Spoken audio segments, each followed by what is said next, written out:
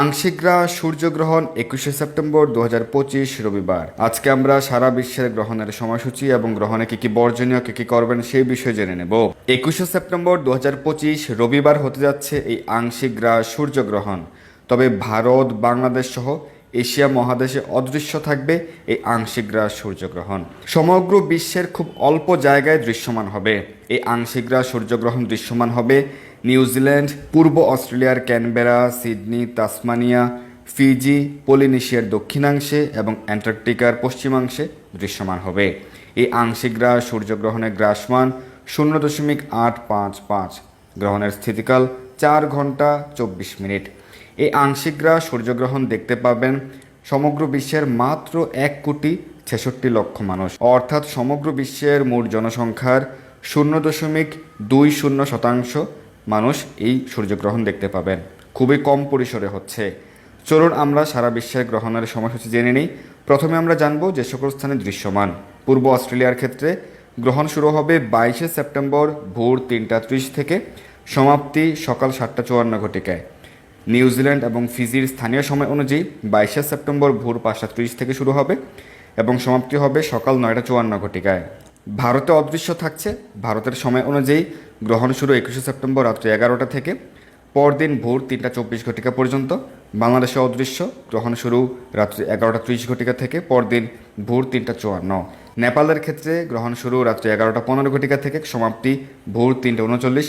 Malaysia, Singapore, চীন, Brunei সময় অনুযায়ী রাত্রি 1:30 থেকে, পরদিন 22শে সেপ্টেম্বর ভোর 5:54। জাপান, দক্ষিণ কোরিয়াতে অদৃশ্য থাকছে রাত্রি 2:30 থেকে ভোর 6:54 পর্যন্ত 22শে সেপ্টেম্বর। দুবাই, আরব আমিরাত, ওমানের সময় অনুযায়ী 21শে সেপ্টেম্বর রাত্রি 9:30 থেকে রাত্রি 1:54 পর্যন্ত এবং অদৃশ্য থাকছে। বাহরাইন, কুয়েত, কাতার, সৌদি আরব, রাশিয়াতে অদৃশ্য এবং বাহরাইন, কুয়েত, কাতার, রাশিয়ার সময় অনুযায়ী 21শে সেপ্টেম্বর রাত্রি 8:30 থেকে মধ্যরাত্রি 12:54 পর্যন্ত। সাউথ আফ্রিকাতে অদৃশ্য, গ্রহণ শুরু রাত্রি 7:30 থেকে 11:54 পর্যন্ত। লন্ডন, পর্তুগালে অদৃশ্য থাকছে 21শে সেপ্টেম্বর সন্ধ্যা 6:30 থেকে রাত্রি 10:54 পর্যন্ত। Italy, France, Spain, Germany, Poland, ক্রোয়েশিয়াতে অদৃশ্য থাকছে স্থানীয় সময় অনুযায়ী সন্ধ্যা 7:30 থেকে রাত্রি 11:54 পর্যন্ত। আমেরিকা, কানাডাতে অদৃশ্য থাকছে এই গ্রহণ আমেরিকার New York, Washington DC, Georgia, Florida, Michigan, Boston, পিটসবার্গের সময় অনুযায়ী দুপুর 1:30 থেকে বিকেল 5:54 পর্যন্ত। ডালাস, টেক্সাস, টেনেসির সময় অনুযায়ী দুপুর 12:30 থেকে বিকেল 4:54 পর্যন্ত।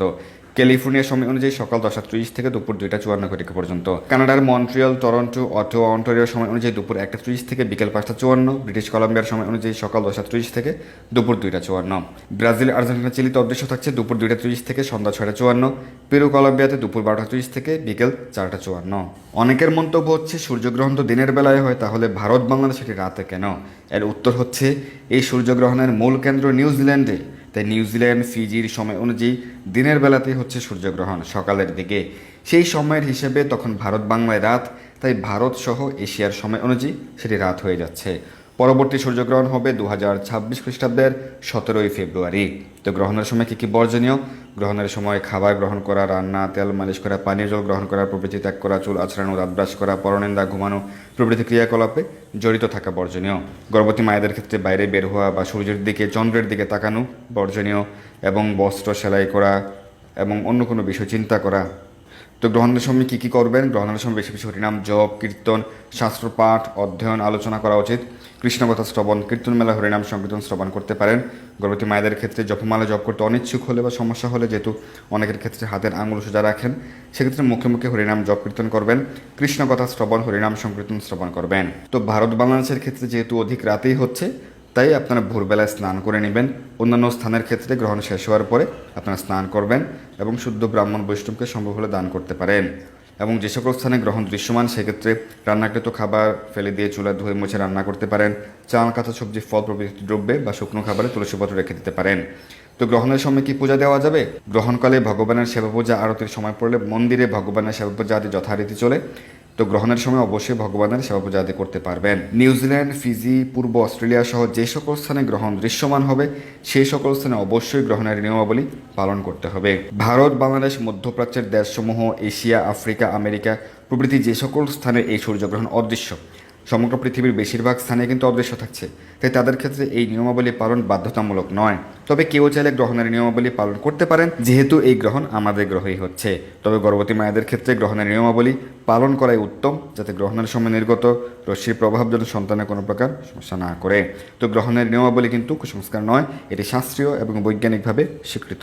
তাই কোনো প্রকার অপ্রীতিকর মন্তব্য করে ব্যক্তিত্বহীনতার পরিচয় দিবেন না। কৃষ্ণ সেবাযুক্ত থাকুন, বেশি বেশি হরিনাম জপ কীর্তন করুন। ধন্যবাদ সবাইকে। হরে